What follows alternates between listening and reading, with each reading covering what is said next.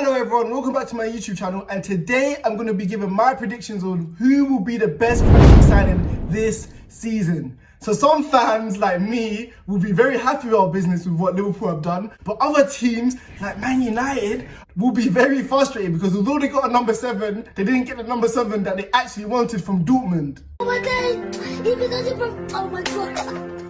But before I give my rankings on the top 10 Premier League signings this season, remember to like, comment and hit that big subscribe button right there. And you, yes, I'll say this every single time, you, make sure you leave your comments and your predictions on who will be the best signing this season. So the 10th best signing I think will have a great Premier League season is going to be Van der Beek. And I know you guys are probably thinking, he's one of the best up-and-coming talents from Ajax. He already played in the Champions League. He has so much talent. Hold on, give me a second, because I don't even know if we'll get game time ahead of Fernandes and Pogba. I hope so. Okay. Although it's nice to have strength and depth in the midfield, Man United should have invested in more important areas like the centre-back and the right wing position. However, saying all this, we know Van der Beek. We know what he's going to bring to the table. He has so much talent in the final third. He's not scared to get on the ball, even if his team's losing. He's also a willing runner. He will literally run past strikers. That reminds me of a little bit like a Frank Lampard. But we know that he's not one of those players who always wants ball to feet. He will make that run beyond the defender and even get a goal. But yes, he's young, energetic, he's up and coming, and we'll see how Man United try to deploy all 3 players like Pogba, Fernandes and Van der Beek. So the 9th best player I put on my list is Edward Mendy for Chelsea. And the reason is, it's kind of an automatic choice. Not that Edward Mendy is going to be the next De Gea or the next Ederson within this league, but anything is an upgrade compared to Kepa. We've seen he's prone to make mistakes. His manager has given up on him. We've seen in interviews Frank Lampard saying, yes, he's just not good enough. The fan base have given up on him. And if we saw last season's stats, Chelsea finished 4th in the Premier League, a remarkable job by Frank Lampard. But they conceded the most goals within the Premier League, who finished in the top 10. So that shows how many goals Kepa was prone to concede. I've said it in my last video when I was talking about Mendy. He does have a decent goalkeeping record in the French league, albeit, but I think he'll be able to adapt within this Premier League, finally give the composure and the rest to the centre-backs. So the 8th player in this list has to be Martinez from Aston Villa. Aston Villa were able to sign a very good goalkeeper on the cheap for only £20 million. I think Martinez needs to file for robbery. For Arsenal literally robbed the career from him. They literally loaned him out to unknown places whilst they were playing players like Szczesny, players like Fabianski. All these wastemen in front of a very good goalkeeper when he was given his chance. Just last season, Aston Villa finished 17th within the league, just scraping relegation and conceding the 2nd most goals within the league. Now they actually have one of the best goalkeepers within the league who'll be able to steady the ship at the back. Goalkeepers are so important within the league because they're considered to win 9 to 12 points per season. I think Martinez will be able to slot right in within the team, which he has done already, being able to save that penalty within his first game at the club. He's such a good goalkeeper that even had some Arsenal fans considering maybe we should sell Leno because Martinez has proven that he's better than him. He's better on the ball than him, he controls his box better than Leno, and also a very good shot stopper within his own right. So Aston Villa have a great goalkeeper which have boosted their chances of staying up within the Premier League this season. So the 7th player I have on my list is Guy Havertz. He's one of the most young, anticipated Premier League prospects we've seen since Eden Hazard within the Premier League. But remember, he's not only just a prospect, he's a project. He has to prove within this league that he's capable of withstanding the physicality and showcasing that he's built within this league. And how do you do this? You have to give this guy time. We gave Hazard time, we gave David De Gea time when he came within the Premier League. I know in football these days that no one's really giving time because managers get sacked left, right, centre like it's nothing. But give this player time because he's going to be considered one of the best players within the Premier League. However, I don't want to speak about Havertz too much because I did speak about him in my last video. But what I will say, you know when you have those teachers who are always like, don't worry Simon, you're going to be a big star one day. You can grow up to be whatever you like in the future. You know you have those teachers who always get you up, you can be like, you can be a footballer, a fireman, a policeman, you can be whatever you like. And you know like, yeah, that's not happening. That's not happening because you don't have the talent to do that. You don't have it at your disposal. But what I'll say about Guy Havertz, He can do and be whatever he wants to be within this Premier League, considering how versatile he is, playing in different positions across the front three and as a number 10, which does look like his most natural position. Kai Havertz can be whatever he wants within this Premier League and literally run it for the next 5 to 6 years. The 6th player on my list has to be Werner from Chelsea. Chelsea finally have a goal scorer who'll be able to score 20 plus goals per season like we saw he did in Germany.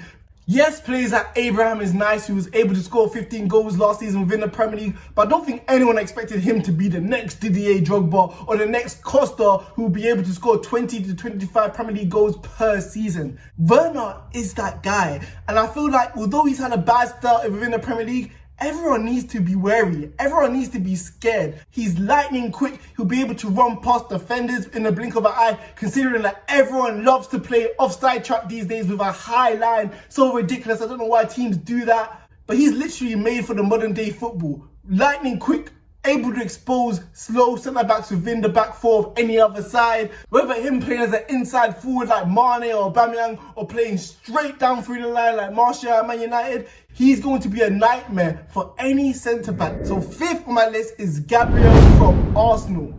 Arsenal fans have been objected to tears with players like Mertesacker, players like Koscielny, players like Scalici, players who can't defend, players who are prone to make mistakes game in, game out.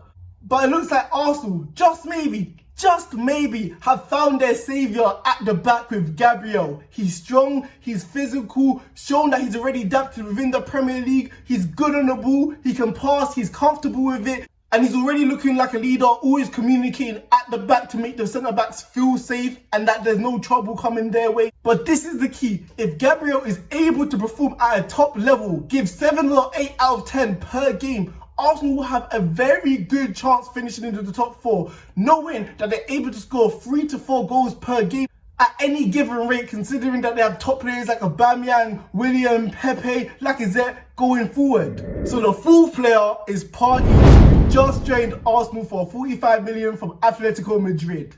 Welcome to the party. I hit the boy up and then I go skating a Rari. Baby, welcome to the party. Pick some of that. 15 years of Arsenal's midfield being diabolical, being too small, not being able to compete with players like Matic, players like Yaya Toure, players like Kompany, players like Costa. The essence and the heart of that invincible team within Arsenal, with players like Vieira, players like Henry, big, strong, physical players left that club and were replaced with nimble, quick players like Wilshere, Fabregas, Cazorla, Coquelin, not big and strong enough to compete with the players like I just said. But finally, they have found a solution to the problems with signing Partey from Atletico Madrid. He's big, he's strong, he's physical, he's a ball carrier. He'll be able to bust the midfield like we saw against Liverpool when he knocked my beloved side out within the Champions League last season for Atletico Madrid. He's a man amongst boys who'll be able to bust midfields against bigger competition when he comes against the bigger teams.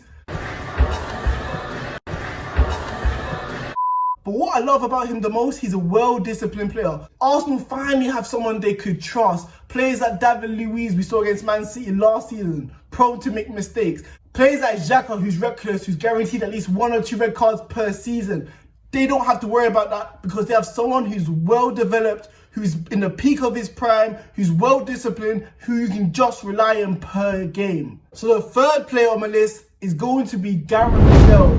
And yes, he may be a risk, but like I said in my other video, he's a low risk, high reward type of player. So even if he doesn't perform well, he'll be off to Real Madrid next season again, so it doesn't matter.